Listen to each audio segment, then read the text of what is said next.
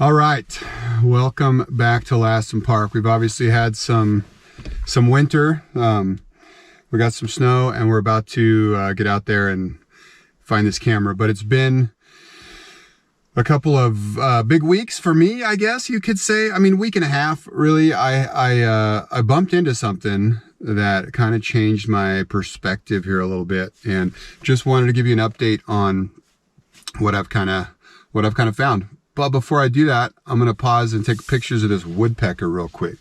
If I can get the window down, and the camera out. It's right there. It's not far away.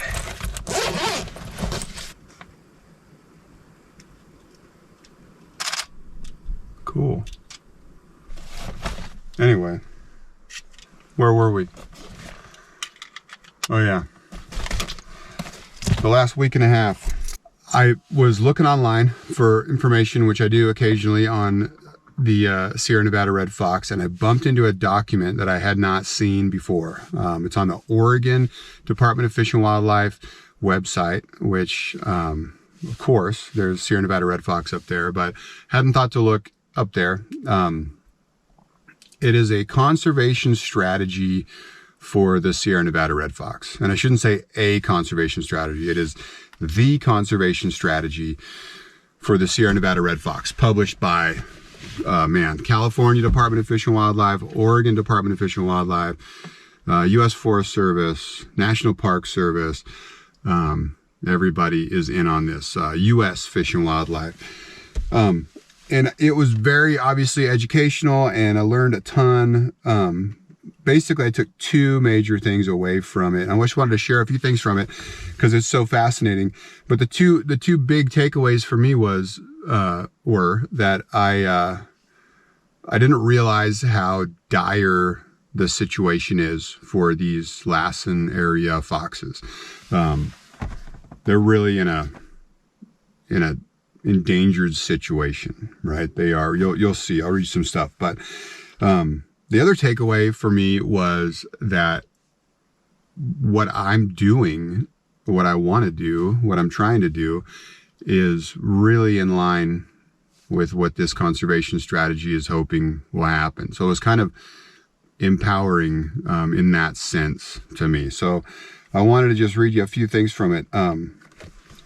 Crazy stuff here, but there's some stuff in it on locations that I'm not going to really go into detail on, not real specific stuff, but there is some funny quotes I pulled out of it. But in most study areas, continuing research relies on arduous fieldwork in remote environments. Even where SNRF are known to exist, obtaining adequate probabilities of detection or representative sample sizes can be problematic due to their small numbers, large home range sizes, and elusive behavior. In short, the backdrop for SNRF conservation is one of pervasive uncertainty. True. I'm going to get back to those. Here's a picture I'll show you. I'll put on the screen of a foot. It's a red fox on the left, and then a Sierra Nevada red fox on the right. These were both vehicle strikes, animals that were killed in 2011. But I've talked before about the hairy feet, but this is a great example of just what, I mean, think about tracking those in the winter. You're looking at like a dent in the ground, maybe some claw marks, but crazy feet. Information on the two dens that were located in 2018 and 2019 in Lassen. Fascinating stuff. Describes the environments, elevation, and that kind of thing.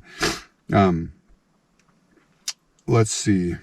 SNRF continue to be detected throughout much of Lassen Volcanic National Park and adjacent portions of the Lassen National Forest, but they may be absent from areas of their former range east of Highway 44. It goes into a few more places where they used to be that they're not anymore. There's been a couple that have sort of dispersed and been detected further away. But the Lassen foxes are subject to potential genetic issues. Basically, small genetic effective population size, limited observed reproduction, documented breeding between full siblings all indicate that the Lassum population is very small, isolated, and inbred with low genetic diversity and a distribution greatly reduced from its historical context. Without an influx of novel genetic material, the Lassum population may become extirpated within a small number of generations. One of the recommendations of this strategy is that they translocate foxes from somewhere else. And obviously that comes with a host of uncertainty that they're trying to sort out. There are a couple of maps in here, and they're talking about other issues, but there's a couple of maps that show, like, here's where SNRF were detected in the summer months, kind of a thing, and here's why that's not an issue with something else. But looking at those maps, they're like a rough outline kind of map of Lassum Park. I took that map off of the study and I layered it in Photoshop with a map of the park that's very accurate. And I, changed the opacity and was able to kind of really look at these locations and realized that I've been in exactly the right places. It was kind of, validating, I guess, a little bit to read through this and realize that some of the stuff I'm assuming about their behavior and some of the stuff that I've assumed about locations have been very spot on. I've been right where I need to be, and I'm not going to show you these maps, but it's encouraging to me that, yeah, I'm right in the thick of it, and my cameras are in the right place. There is some information on where they set up cameras. I thought it was comical. A couple things about what they do when they're setting up cameras, what the most likely detection sites kind of are. SNRF may be most detectable by remote cameras in the fall, winter, and spring. During these seasons, animal movement across the landscape is often constrained by deep snow, which may make them more likely to be detected by cameras placed in travel corridors like passes or windswept ridges with little or no snow. Prey availability is also likely more limited. Making them likely more limited during these seasons, perhaps increasing the attraction of SNRF to bait or lure. Now, these guys, when they set their cameras up, they're baiting them, they're putting down lure, their scent and that kind of thing. Wildlife photography ethics prevent me from baiting my cameras. I won't do it. So that might make it a little bit harder for me than for them. But check this out.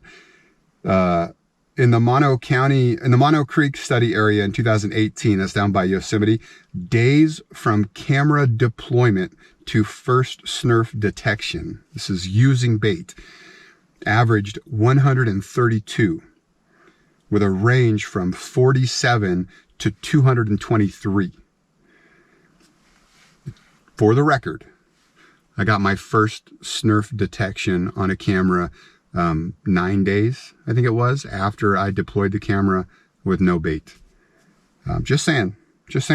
Not that it's easy, but I'm doing something right. Yeah. This suggests anyway that placing cameras in a single location for an extended period of time may be an effective strategy for detecting animals like SNRF with large home ranges and extensive daily movements. I found that to be true with mountain lions also. You leave a camera in a spot where you think there might be one long enough, you'll probably get one. Anyway, that's kind of the deal. Surveying in the winter months also necessitates measures taken to reduce the risk of camera burial by snow. Oh yeah? Especially in locations that cannot be revisited regularly to ensure proper camera function. They talk about using like windswept ridges because the foxes will use that as a travel corridor also, and the wind will keep it clear of snow. 86% of camera detections in the Mono Creek area occurred on cameras located on alpine passes or ridges, which basically is where they put cameras because they knew they wouldn't get buried, by snow. In more vegetated areas below tree line. Landscape features associated with successful camera placements include sites near or along commonly used animal trails, which is exactly where I'm at right now. Forest edge at tree line, which is exactly where I've been for the last year. Forest edge surrounding a meadow complex or a lake, exactly where I'm at right now. So again, this kind of stuff was validating. I'm doing some stuff right. I'm on the path anyway. But this is where it got kind of depressing, man. Listen to this. Several lines of evidence indicate that the current Lassen population is small, inbred, isolated from external gene flow. After capturing 5 SNRF from 98 to 2000, those foxes were, Perrin, one of the studies in 2005, recaptured those individuals, but captured no additional individuals during 2000 to 2002. California Fish and Wildlife attempted to capture SNRF from 2013 to 2015 without success. During 2018 to 2020, California Fish and Wildlife captured 7 SNRF, 1 male, 6 females, recaptured 4 of those foxes at least once. Few additional uncollared SNRF were detected by remote cameras at the capture sites during these studies. California Fish and Wildlife's efforts to collect scat and hair samples from 07 to 19 yielded 736 genetically confirmed samples, all right, representing a total of 36 individuals with an average of 6.5 individuals detected annually, no more than 10 individual foxes detected in any calendar year. So there's probably 30 or less foxes in the Lassen area right now. Though 4 of the 5 collared SNRF that Perrin studied during 98 to 2002 were female, none of the animals reproduced during that 4-year study period. The only breeding detected in 2018 and 19 occurred between pairs of siblings. That's not good, implying that there may be few adult SNRF in the Lassen population and that those that are present are closely related to one another. Low reproductive rates, documented breeding between full siblings provide further reason to suspect inbreeding depression in this population. Basically, they go on to say, without new DNA, without new genes entering the system here, these foxes are not going to last long. In 2011, there was a dispersing fox that entered the gene pool here. It was a male red fox with mixed native Sacramento Valley and eastern, possibly fur farm ancestry. So this report goes back to like the land bridge from Asia and tracks like where foxes came from, right?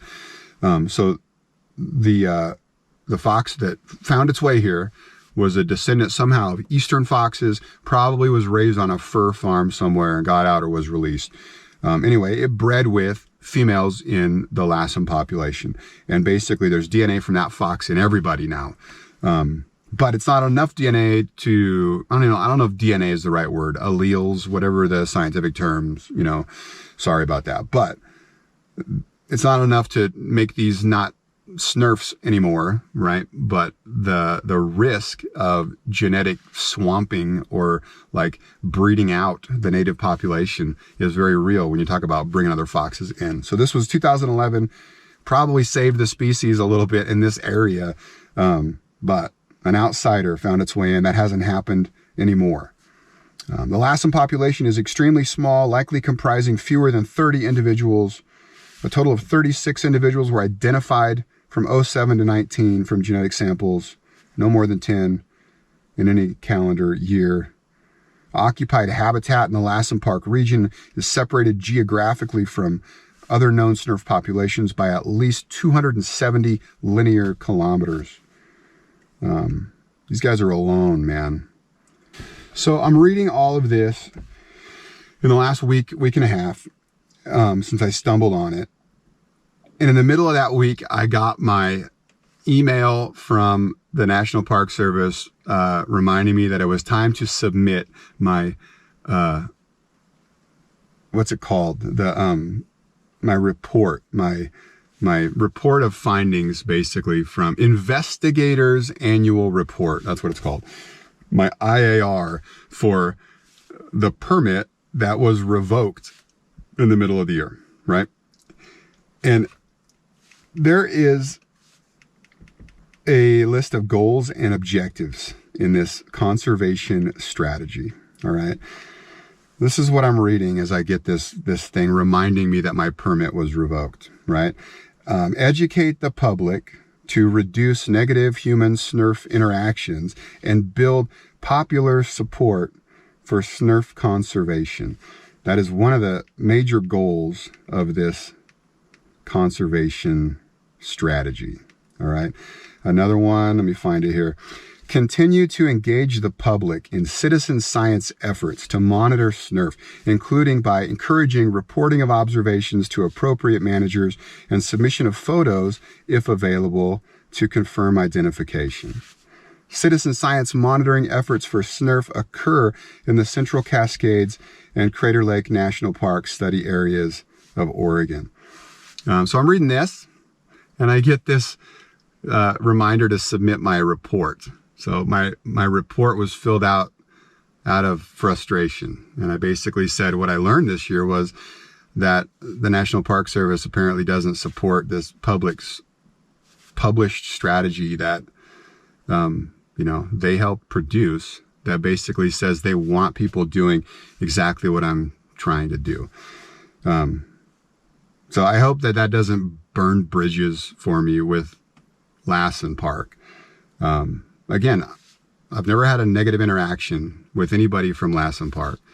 This permit being revoked was incredibly frustrating, and I was very thankful to get the special use permit that was issued after that. But man, then I get this, and I read through this strategy, and I realize that like they're describing someone like me coming along as like a hope, for this whole conservation strategy. So I don't understand revoking my permit at that point. And again, I think it has to do with the fact that I'm putting things on YouTube and this other ridiculous current drama brewing with content creation and monetized content in national parks.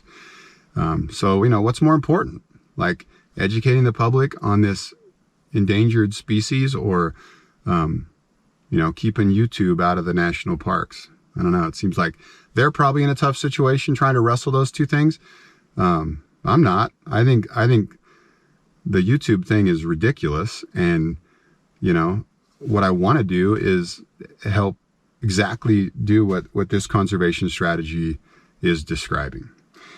So in light of all that, I filled out another application for a scientific research permit this week, and I submitted it. And I basically said, and I quoted the heck out of this conservation strategy and said, this is exactly what I want to do. Let me, help me help you. Let me get you some more data points. Let me see what I can continue to do to try to detect these critters.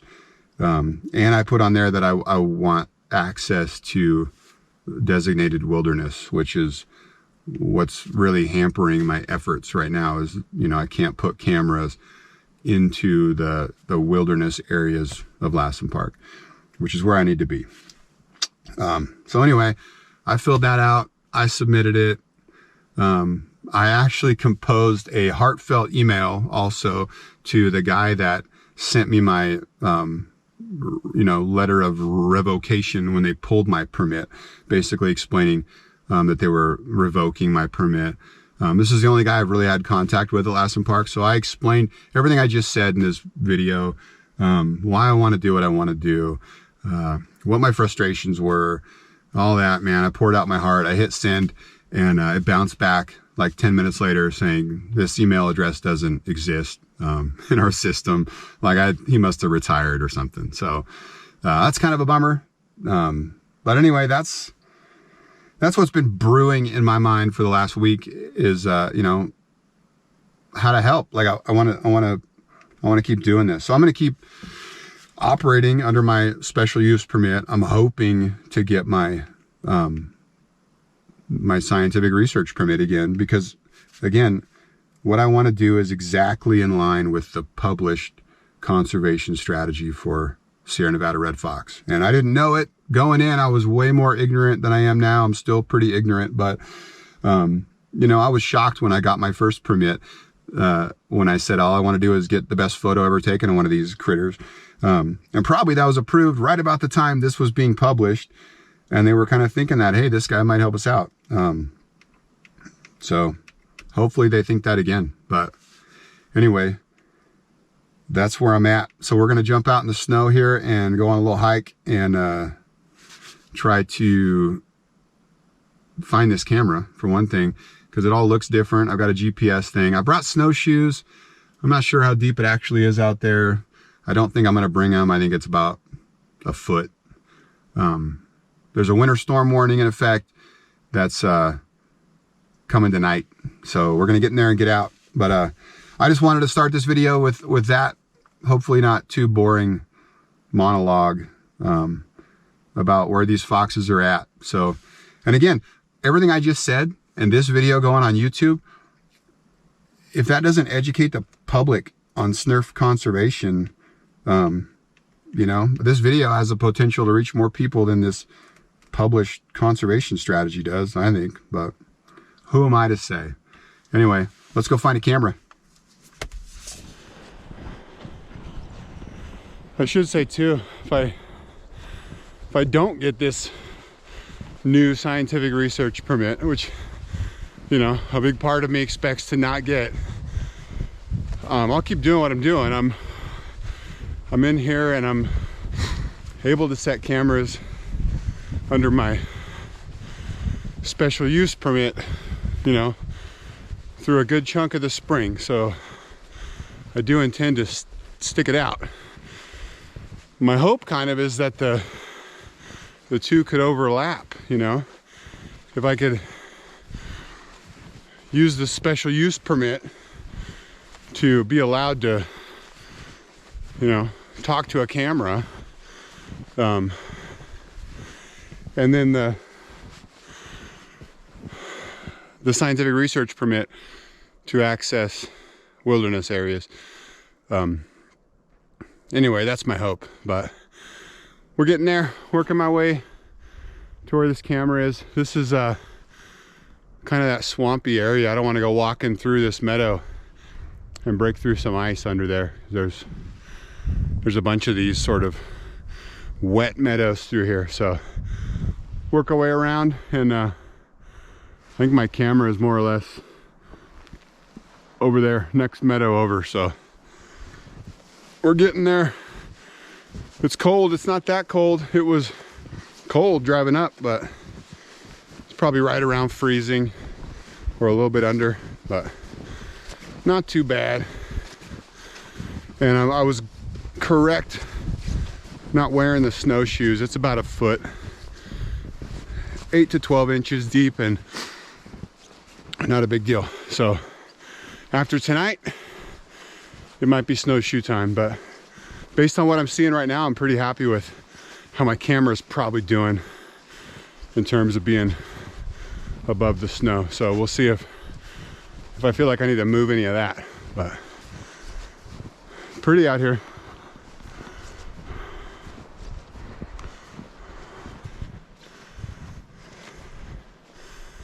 I do believe we're here. We got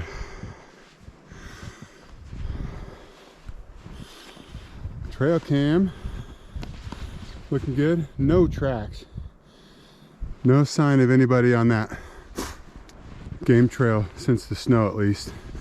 We got camera problems. There's a trigger. Flashes are still firing in spite of that.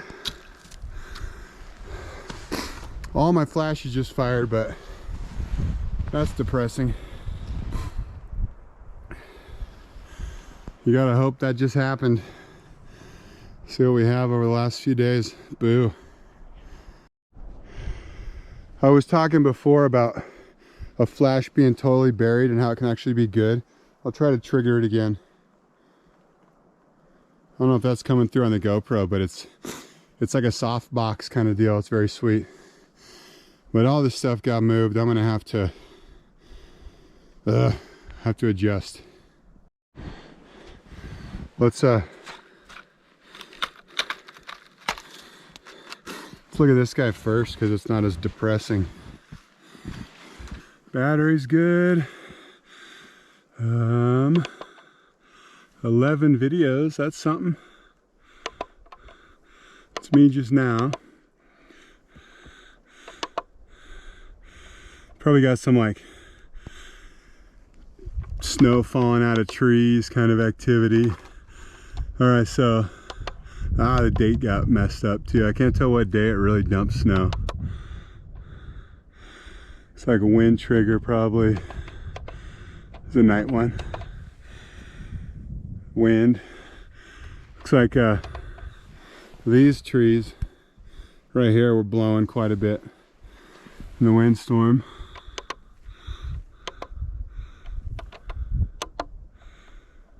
It's a critter, man. Jumping at the camera. Looks like a coyote. Taking a good look. Maybe got his picture taken. That's fun. Probably looks like a coyote from here, but man, that's a tiny little video. And that's me setting it up. So that gives me a little hope. Might have a coyote picture on there if the camera didn't sag before he showed up. So it's like walking out here, approaching the camera and jumping. Hard to say if it was in the frame or not, but let's find out, huh?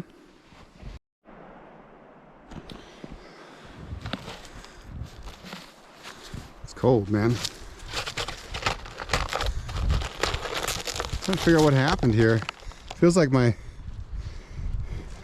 mount is super tight. It's like maybe this whole log like rotated somehow. It's a bummer. Not what you want.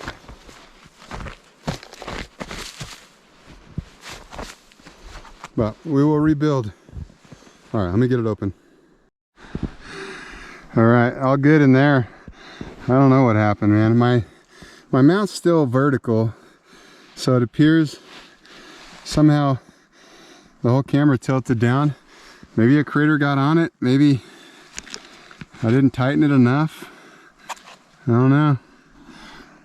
But we got some pictures of the snow that I just took. A whole lot more than what I just took. It's like 100 pictures on there. I'm rifling back through. This is number 51. There's nighttime triggers. That's the worst. So some nocturnal critter came by here and triggered the camera, but the camera's pointed at the ground. Boo. I'm down to number 34. We're out of the snow a little bit. There we go. That's weird. 4 misfires.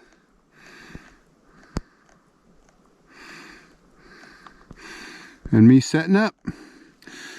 So that coyote that tripped it at night was one of those bad ones. That's camera trapping right there. That's it. Why do we do this to ourselves? It's brutal. I'll look at that trail cam video very carefully and make sure that was a coyote. I mean, your first thought is, oh, it's a small canine, you know, but it looked like a coyote. So probably what it was. Not a huge loss to not get the picture. So I'm gonna stick it out here. I think I may try to get the camera a little bit higher up off the ground.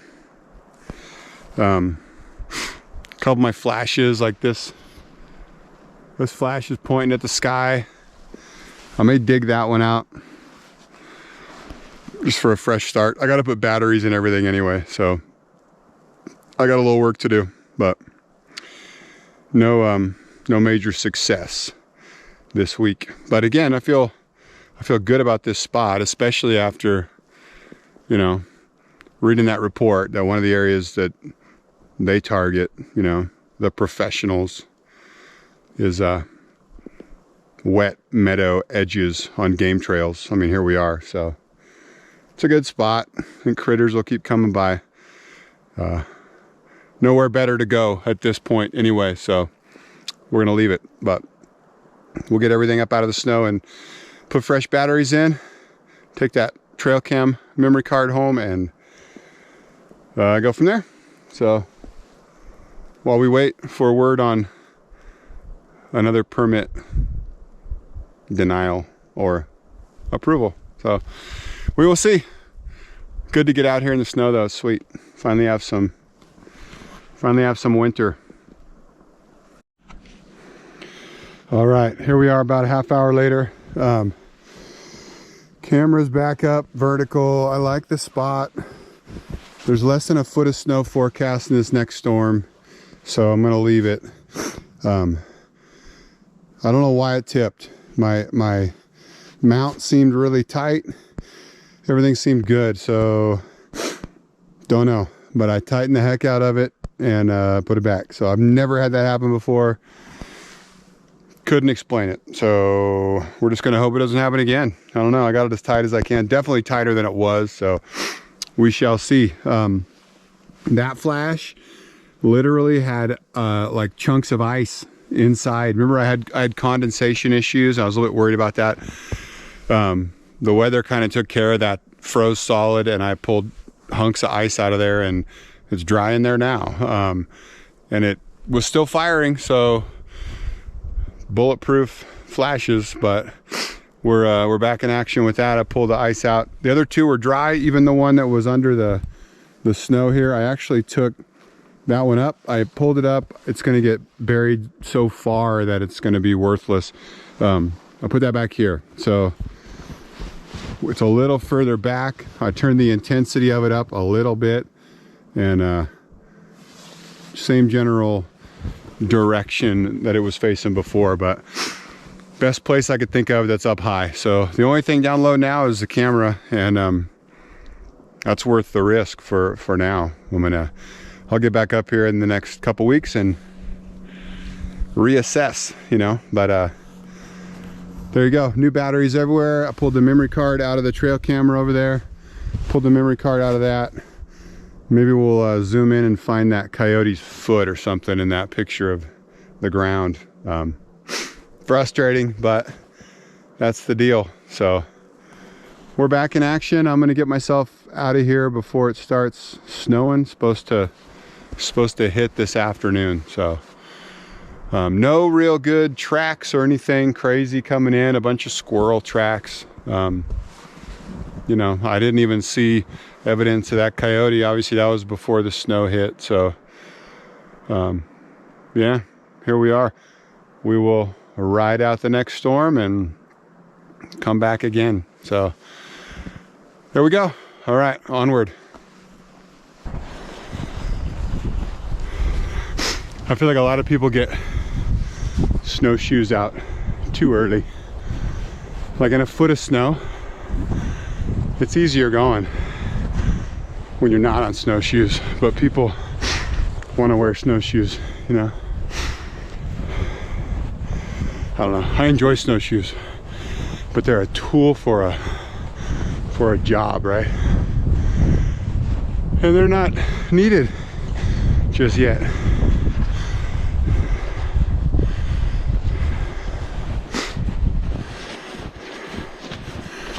Hey, look, snowshoe tracks. Again, I mean, this snow's that deep. You can't tell me it's easier than snowshoes. But anyway, I got one more camera. I just drove a little ways, hopped off the road, and I'm gonna try to intercept that camera. We're gonna leave these snowshoe tracks and take to the woods See if I can walk right up to it. This is the one on the weird little hill thing on the dead wood where there was a little game trail. Got nothing on it but like the back of a deer or something really close to it. And actually, after my last video, after I was here, I forgot to take the memory card home. So I apologize, I'll grab it right now. On that last video, I said I was gonna figure out what that was. Pretty sure it was a deer, but I didn't do it because I didn't grab the card, I just left it. So we'll get there. This is that rugged country with a bunch of dead wood, rocks. I better focus on not twisting an ankle. Snowshoes would be miserable in this. You'd be falling all over yourself. But hopefully I won't have to pull out the GPS and find this place, but I'm not sure. I know I'm in the neighborhood, but it looks different. So I'm gonna stumble over the hills without the camera in my hand for a little bit, and I'll let you know.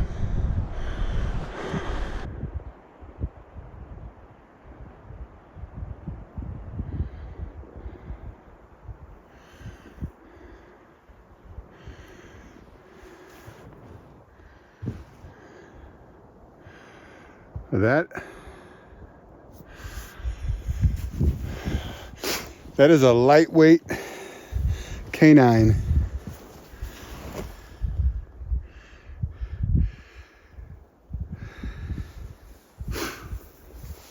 I mean, the gait, the distance between, and the lack of depth punching through the snow on those tracks.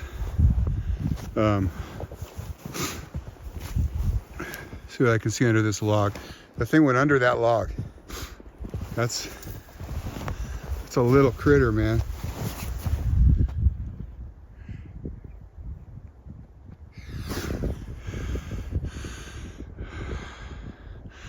It's a pretty high possibility that's one of our guys.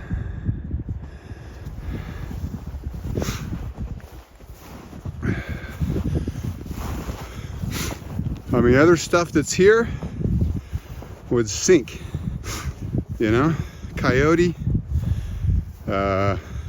Nothing else has that kind of a spread, that kind of gait. That's a very canine, you know, gait, and a very lightweight critter. Completely distracted from trying to find that camera now, but it's all right. I mean, yeah, right up on top of that stuff, on up over there. That's fun. That could absolutely be some SNRF action. Maybe it went by my camera, huh? No tracks on the main trail here, at least in the snow. We'll see what's on it, but I'm thinking I pull this camera and go put it at least on that trail where those tracks were back there, because that's a lead at least. I mean, probably won't be back by that spot, but you know, seems like it's better than this spot. So let's see what's on here though.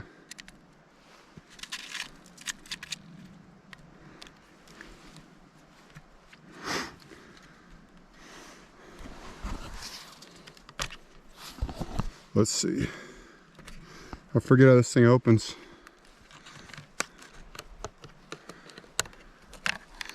Here we go.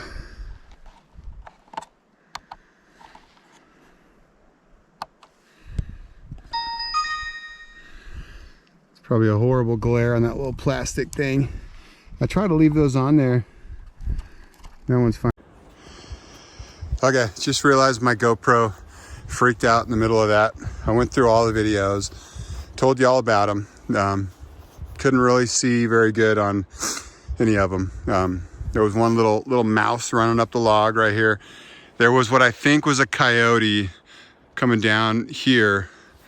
I'm gonna get that one on the computer and have a look, because it looked too big for a fox. It was almost out of the line of sight of the camera, but I think it was a coyote. Nothing to freak out about yet, but I'm gonna get it on the computer and take a look.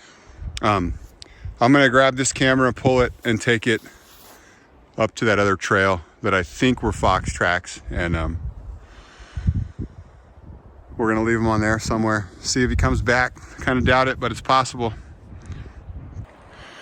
Okay, this is right where we were before. So those tracks here, they kind of go under this mess and continue on that way. Camera's here, so we're looking right up the way here, and we'll see if it comes back through. It's kind of a gully, you know. You got steep side there, steep side over here, so somewhat of a natural path of travel, I guess. So try to remember that big old dead snag so I can find this again, but I'll get a GPS on it and report. I looked at those videos on my laptop, both coyotes, the one at the camera trap and the one at that trail cam. So the one at the camera trap, I don't think tripped the camera. I think it was just investigating and kind of jumped back. I'll show you the video, but there's no flashes on the video, at least. They usually, at least one of them will show up, you know. So I think it was maybe just curious and jumped back out of caution. And I think it might have been before the camera tipped down. So I think maybe it just was right out of the trigger zone. I don't know. Anyway, the quest continues. Thanks for watching, and we will see you next time.